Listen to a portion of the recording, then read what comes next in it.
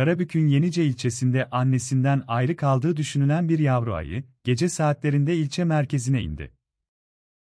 Pazarı mevkisinde akşam saatlerinde toplanan bir grup arkadaş köy yolunda koşan yavru ayıyı fark etti.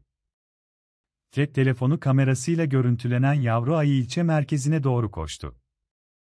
Yavru ayı daha sonra İncedere Caddesi'nde görüldü. Yolda ilerleyen yavru ayı, çevredeki vatandaşlar tarafından şaşkınlıkla izlendi.